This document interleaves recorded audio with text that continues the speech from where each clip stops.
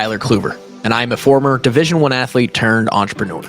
I run my own fitness and nutrition coaching business, as well as a sports media brand that produces podcasts, sells merchandise, and creates exclusive paid content. The fun part is I don't really know what I'm doing as a business owner. I'm just figuring it out day by day. This show, Snapped, acts as an audio journal for my thoughts and ideas on fitness, health, business, mindset, and whatever else I find important on the pursuit to personal happiness and a balanced life. I hope you can take something from the show that makes your life a little bit better. And regardless, I'm just happy you're here. Let's have a day. Let's go.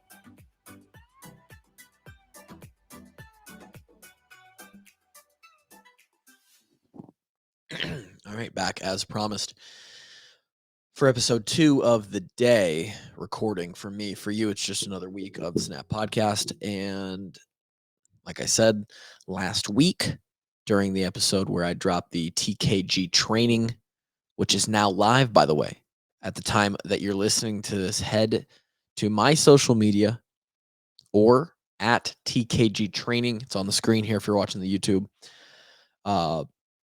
To follow along with that account. And if you're interested in signing up for the programming or private training, let me know. TylerKluver.com as well. You can contact me through there and we can get you signed up for any of the fitness solution offerings that I have. Glad you're here today. As you listen to this, as this comes out on Wednesday the 4th, Wednesday the 5th, I'm currently in Chicago. We're on a little family getaway / work for the wife. She coaches a volleyball team. And we're hanging out in Chi-Town, hopefully eating some Shake Shack or some Jenny's ice cream or something like that. Yesterday was July 4th, so happy July 4th. Hopefully you didn't blow your hands off with any fireworks. Today we're just going to get right to the point. Again, if you're listening to this and you didn't last week, please subscribe and follow on Spotify. It helps me out if you're listening on the Spotify platform. Today, the title is probably going to be something like, I took a month off, the pros and cons. We're going to go through a short list of pros and cons of my back injury. And subsequently, the month off of training that I had to take because of that back injury. As a refresher, not last week, but 3 weeks ago on the second to last podcast from this one, I talked about how I blew my back out doing the CrossFit semifinal workout, Linda, on the deadlifts. I was being a dumbass. I bounced the deadlift, never bounce deadlifts. Got a solid lesson in that. And I'll never do it again because it just cost me an entire month of training. That injury happened on June 3rd. And I am not going to be able to legitimately probably get back to training. And to be honest, as I record this on the last Wednesday of June, I'm still not good enough to even start touching weights.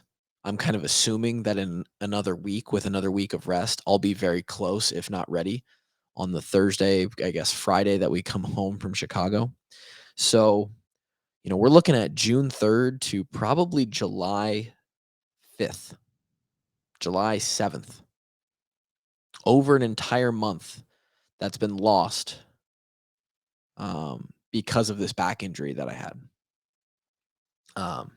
Went through a pretty nasty sickness last week as well. That would have stopped me in my tracks for about 4 or 5 days. But this back injury has basically taken 35 days away from me.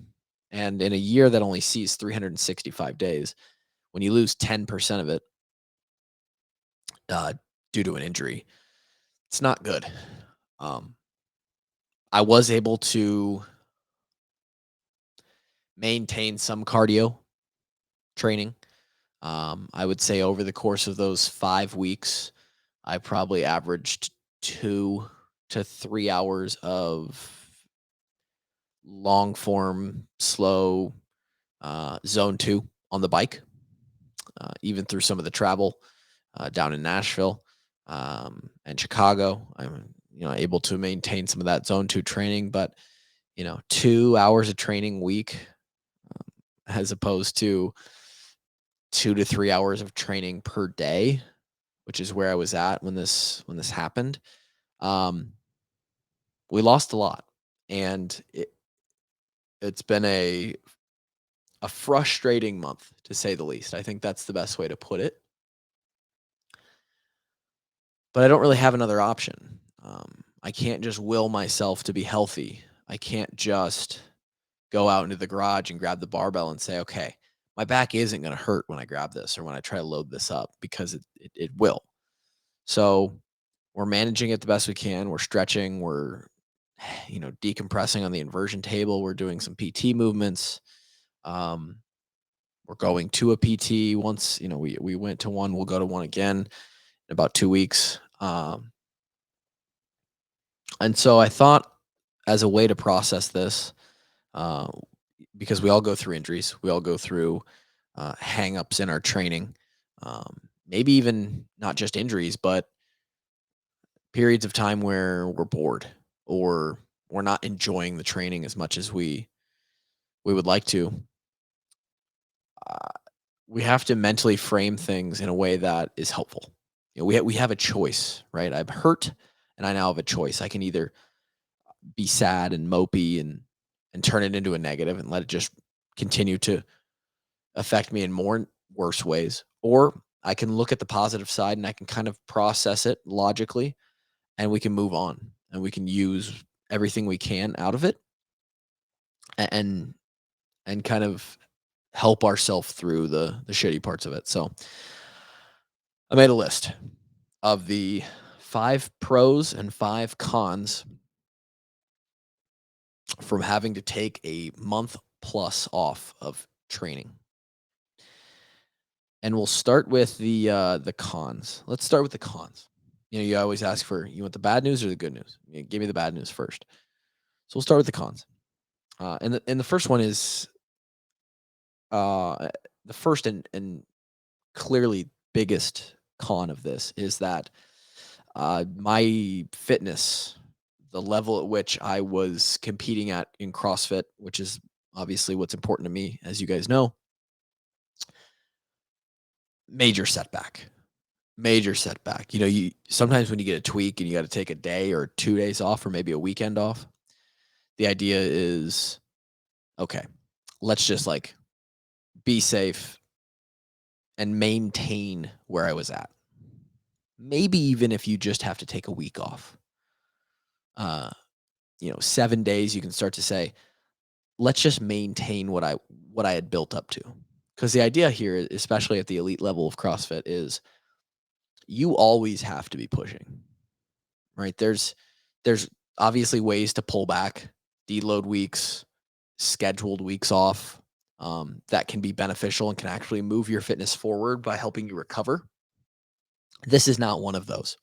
Um, and those are way more planned, and not, you can't really be willy-nilly with them, and they really don't come often, right? Maybe every 6 weeks or 8 weeks you get a deload week.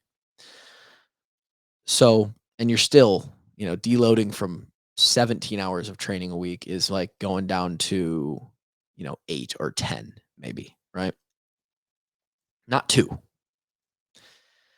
So the biggest con to this is, whatever level I was at fitness-wise, and that includes my strength and my aerobic capacity and my ability to do big sets of muscle ups or chest to bar pull ups or ring work or toes to bar, sandbag cleans, all of my capacity, that is, that teeters on me pushing the envelope every single day to just get a 0.5% or a 1% better. Um, when you don't train for over a month, you lose a lot of that, right? And that's shitty, because I put a lot of work into building myself up into that. Uh, I didn't put this down as one of the 5 cons, but um,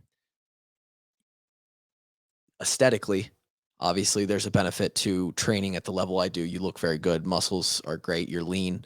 When you don't work out for a month and you also kind of eat like shit, because inevitably you're like, well, I'm not training. And I'm traveling. So, you let yourself slip a little. Aesthetically, I've gone backwards. I mean, I would guess probably somewhere between 3 and 5% body fat in just 1 month. And that is bad. That's really, really embarrassing. So relative to what I'm capable of and what I look like I'm capable of, 35 days ago, I was in a whole other realm of being a beast. And right now I'm just another dude, which feels bad. And that kind of brings me into my second con is the mental side of things, right? That's the physical side, what I'm actually capable of, what I look like. The mental side of things is when you live that lifestyle and that's your everyday, and I enjoy it and it's my passion. Um, and you kind of identify with it, right? Like I am a CrossFit athlete, I'm a CrossFitter. I get my health through CrossFit. Uh, and then you just don't do any. It feels like you lose a piece of yourself, right? It's mentally tough. Um, and add on top of that the fact that I know mentally where I need to be, where I need to be pushing, how much I need to be training. And when I don't do that, I now know with each day that passes how much harder it will be to accomplish the goals that I have or that I had, right? That might be the toughest thing. It's just watching each day go by, waking up, feeling my back as I get out of bed and realizing, okay, today's not the day again. And knowing that another day goes by where I not only waste the day and don't get better, but I probably move backwards relative to my peers, people I'm going to be competing against. And feels like you're sitting on the sidelines. And that sucks. Um, so physically and mentally, both cons. And then enjoyment wise, right? I do this because I love the competitive part of it, the pushing, the trying to always get better, but I also do it because I thoroughly enjoy fitness. I have the fitness podcast. I am a fitness trainer, fitness coach. This is my hobby. It's my quiet time. When I go out in the garage and I train for 2 hours, it's it's that me time that I get where I can disappear from the world and the responsibilities of fatherhood and being a husband, and I can just be within my own body and just be like, and everybody needs their time to reset like that. And all of that went away, right? Which, that's more of a that's more of a luxury, right? But it's nice to have your hobby time. So that's con number 3. Uh Less time outside, right? It's the middle of summer. It's beautiful. It's been mid 80s, um, upper 70s to mid 80s basically every day of June or hotter. It's been amazing outside. And I work out with the garage door open, sun shining, fans are blowing if it's hot, but you get to be outside, you take your rest uh, breaks, or you take a little walk in between sets out in the sun. And the amount of sun, and I love the sun, talked about it multiple times on here. I thrive on the sun, the vitamin D, that warmth on your skin. I've just had drastically lower amounts of that, and it hurts. And then, so that's number 4, and then fifth and final con that I could think of, or that came to mind, putting this list together was, um, every time you injure yourself, you probably are making yourself more prone to injury going forward. And this isn't something that I'm super concerned about, although maybe I should be with my back because this is the second time I've had to take a month plus off in the last calendar year, really in the last 8 months, 9 months. And every time you injure your back, you're probably making it easier and easier to do it again in the future.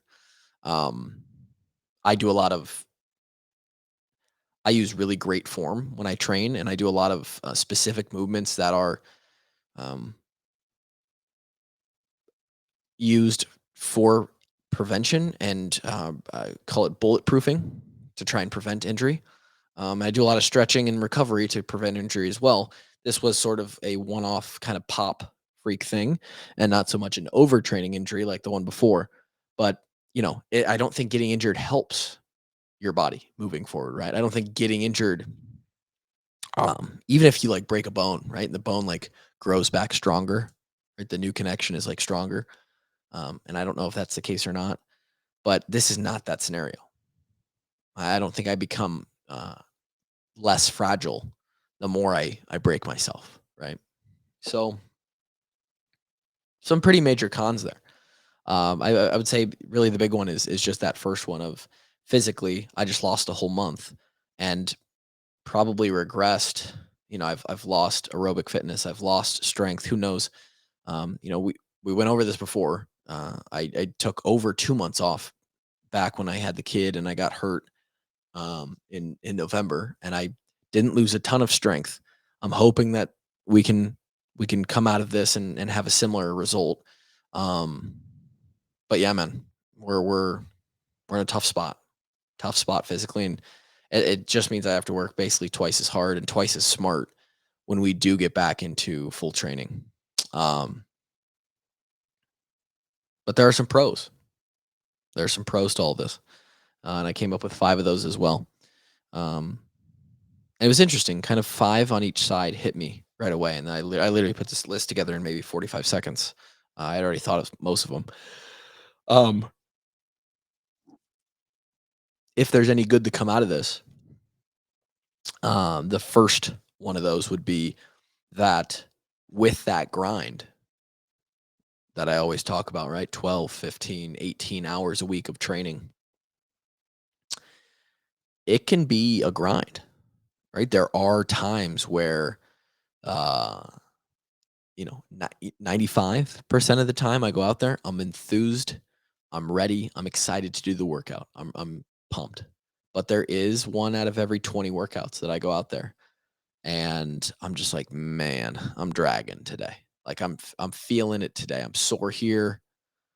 Something mentally just isn't, hitting right, and my motivation's low. I don't want to do this. Maybe it's a specific piece or a specific movement or a specific workout that I'm just like, ugh, I do not want to do this. And that can be mentally draining. Um, and when you are healthy and again, the deload weeks and sort of the planned off weeks can help with this a little bit. But if you're not in one of those and you experience one of these days, that mental grind can be serious. And so this allows you, where it can be mentally tough to deal with, it can also be sort of mentally freeing a little bit. So we've experienced some of that for sure. Secondly, and maybe I should have put this one first. More time with family.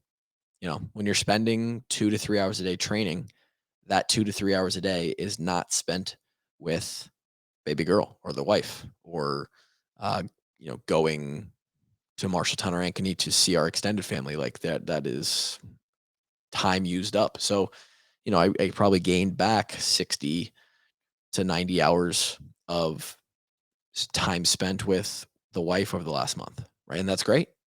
That is awesome. I wish we could have both, but more time with the fam is always good, and that helps mentally a little bit. That helps sort of rejuvenate and fill the heart cup a little more. Number three on the pro side of things would be that when you do take an extended break off like this helps to break some of those negative thought cycles. And the ones I'm specifically referencing are the idea that, and this is for people who are super strict and like, they hate when they miss one day or one workout or they mess up one meal. and you think, oh, fuck, everything's ruined because of that one XYZ, right? When I'm in a groove and I'm hitting every workout, morning session, afternoon session, everything's perfect week after week after week. And then we hit a day where I'm like, I got to take a morning off, or I got to take an afternoon off, or I'm going to be gone for the weekend. I can't do 2 days in a row. Um, the thought cycle on that feels like, oh no, I feel like in that 1 day session, I am going to lose everything. Right. Or I've been hitting my meals. I've been hitting my meals. I've been hitting my meals. And then all of a sudden I have a day where my calories get away from me, or I eat a specific meal that isn't scheduled into this arbitrary schedule that I create by myself. And that one meal makes it feel like, oh no, I'm going to gain 10 or 15. Like, I feel that too. As the coach, the guy who knows how things work, I still feel that way mentally. My mind tricks me too and says, oh, dude, you're probably going to wake up in the morning and be 10% body fat more because of that. Like, I experience all of those things. And this, while I have gained body fat and lost muscle over the last month, and lost fitness, in 35 days, if you looked at me right now, you'd probably think, it's not too bad for taking an entire month off. Like, you still look pretty decent, right? And if my back was healthy, I'd still probably be able to do a decent amount of weight. Like, we're not losing as much as you think. And so it helps to kind of reinforce that you can take days off. You can miss a meal, and the world is not going to end. That's number 3. Number 4 is, when you're not able to do the thing that you want to do, the motivation, the fire to do it, the passion behind that, it gets oxygen, right? It's like blowing O2 on top of that fuel, and it burns hot, right? Like, man, I've never wanted to train and just grind and sweat and breathe hard and move weight like I have in these 2 big month to 2-month gaps that I've had in this past year.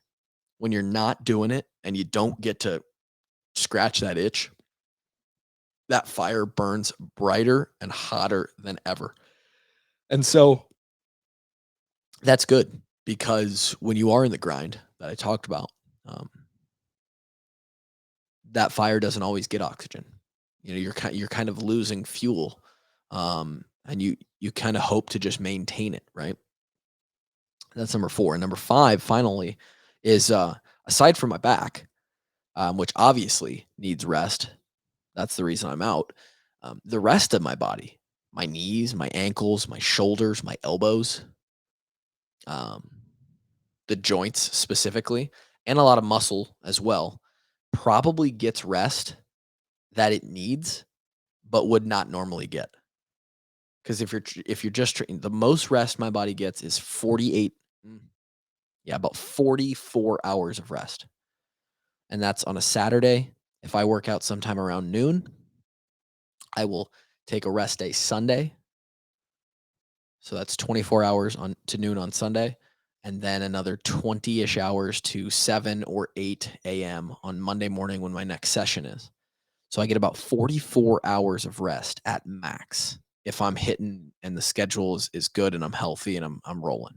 That's the most my body gets from exercise, rest from exercise is 44 hours. Um, that's not enough time to fully recover and fully rejuvenate a lot of the joint pains, nicks and bruises and muscle, um, tweaks, and it's just not enough time for a lot of those things. And so 35 days definitely gives like my knees, my neck has kind of been radiated up from the back thing, but my knees, my ankles, my shoulders, they all feel unbelievable right now. Great, right? And that's definitely a plus. Um, One that we would not trade this for, but it's a plus. And so what do we do with these? Right? Well, the cons sort of give us a plan of attack for the why when we get back to doing what we want to do, right? It gives us our reason why, right? I want to be fit. I want to know that I'm reaching my goals. I want to be able to do my hobby and get out in the sun and not be more prone to injury, right? It reinforces why we do those things, and we can kind of process the importance that we place on those. And then the pros are something to hang on to during this time of kind of unknown and working our way back, right? We can hang on to those and we can kind of feed into those, right? Enjoy the time with my family. Enjoy not having to be in the mental grind of working out every single day for 3 hours. Enjoy the privilege of wanting to train and be physically fit so bad, where a lot of people never feel that. They never feel the motivation to want to be healthy. Enjoy the rest that the rest of my joints and muscles are getting. Um, I really think it's important mentally. Again, I've said this and I'll say it a lot. I'm a big language guy. And so using this little blueprint as a way to form the language that I talk and use with myself in my head, um, it keeps things mentally fresh and healthy as I continue to work my way back to being back into training and full time. So hopefully that can kind of throw some things into perspective. Maybe you're having an injury and you need to do something similar, right? Write out the pros and cons of this injury and kind of use it to help you um, in your time off. And hopefully, I'm again enjoying Chicago right now. I'll be back next week. No idea what we're going to talk about, but again, like I said a couple podcasts ago, I have a list that's a mile long. Um, and it always grows. That is a fuel source that I will never run out of because we got plenty to hit on. Check out TKG Training. We are in our first week. We're on our third day of training this week, and we probably, hopefully, have a squad of 10, 20 plus people already signed up and working away. It's going to be a community. We want it to be a community. We're going to highlight people on the social medias. We're going to highlight transformations. Um, we're going to give away value to you guys in the form of content and maybe even programs and other things as part of growing this brand and getting the word out there. I just want anyone who's kind of in my sphere, anyone who knows Tyler Kluver, to use me as their one-stop shop for easy, simple at-home fitness, just to streamline things and just cut out the fat. 30 minutes a day, couple dumbbells, jump rope. We can be fit, we can be healthy, and we can make it a priority without having it take over our life. TKG Training, tylerkluver.com. Thank you guys for listening. We'll be back next week. Peace.